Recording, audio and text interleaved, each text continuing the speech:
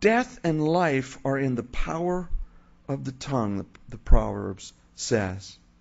And here in James, he says, if anyone thinks he's religious but does not bridle his tongue, but deceives his own heart, this one's religion is useless. You come in here and do religious things like sing songs and have Selah for 5 minutes and just a new song rise up out of the congregation that has never been written before, but we write right then in that moment, and we sing to the Lord, and wow, this is great.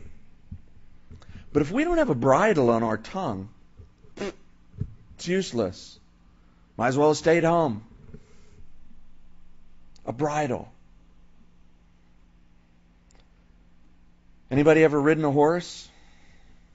Yeah? A couple people? Anybody ever watch a Western movie? Okay, then you know what a bridle is. You know, it's that part of the harness on the horse that goes around his mouth, and then there's that bit in his mouth. And that bridle is part of the arrangement that allows the rider to control that horse. Because you know what? He outweighs you probably 2 or 3 to 1. And here you are on his back and making him do what you want him to do or her to do.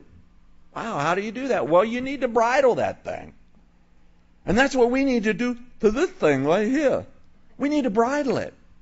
We need to have a control on it. And he says, you know what? If you can't bridle your tongue, but you're deceiving yourself. Now, I find that interesting that he puts those two things together. But here's why I think he does that. I think back then in his day, it was just like today. Where some people are thinking, that's just the way I am. I just say those things. They just come out. I don't know where they come from, but they just come out, Sorry if it offends you. No, that's not good enough. James doesn't say, well, if you don't apologize for the things that you say afterwards, then your religion is useless. He says, no, if you can't put a bridle on that thing, your religion is useless. Give it up. That's what you need to be about. The power of the tongue. There's life there and death. Now I love that there's both life and death there. There's a time to be quiet and there's a time to speak. I love from the depths of my heart being a pastor, because I get to sit down with people and listen to some of the horrible things that people have gone through in their lives. I don't enjoy that. But I enjoy because as they share and open up, in the back of my spirit I'm saying, Lord, let me speak something. Lord, let me speak something here. Give me something to speak to their hearts. And God is so faithful. Not because I'm so great, but because He is. And oftentimes I get the opportunity to speak a word of comfort or speak a word of admonition or encouragement. And when I speak it, I look in their face and I can see in their eyes, wow, that's exactly what they needed to hear that moment. Because there's power for good in the tongue as well as for evil. Turn to James chapter 3, just a page or 2 over, depending on how big your Bible is, how big the type is. And James has some more things to tell us about the tongue. Just in case you thought it was easy to bridle the tongue.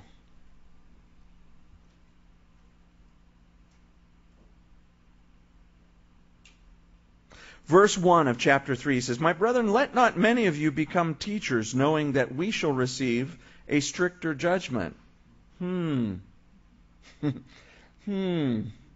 So I get to go in line ahead of you to the judgment and spend longer there. For we all stumble in many things. If anyone does not stumble in word, he's a perfect man, able also to bridle the whole body. Did you catch what he just said?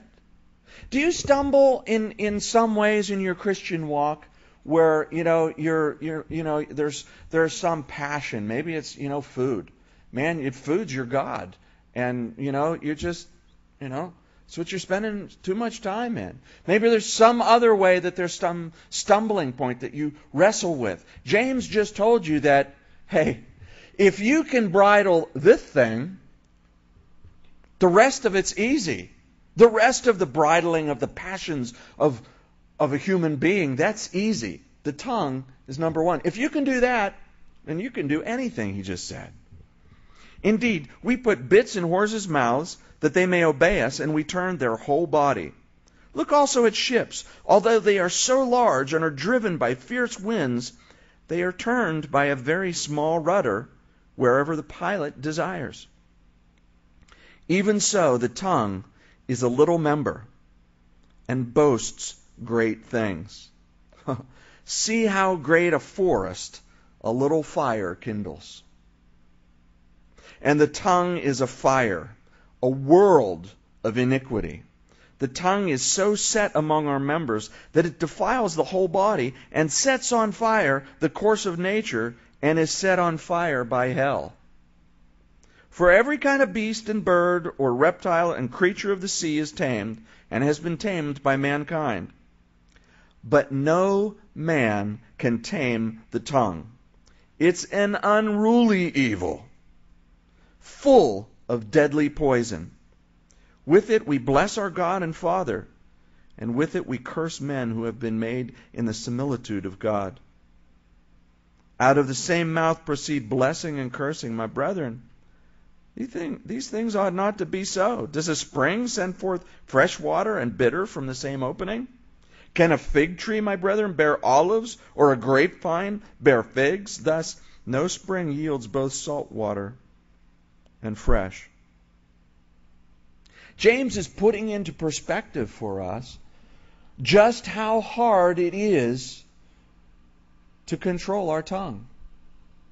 He wants us to know, the Lord wants you to know that, you know what? This is the big one.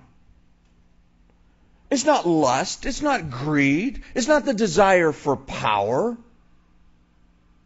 It's the tongue that is the toughest to bridle, to bring under submission, to discipline.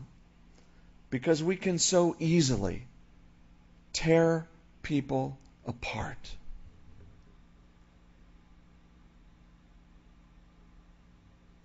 Whether they are in front of us or not. Usually when they're not.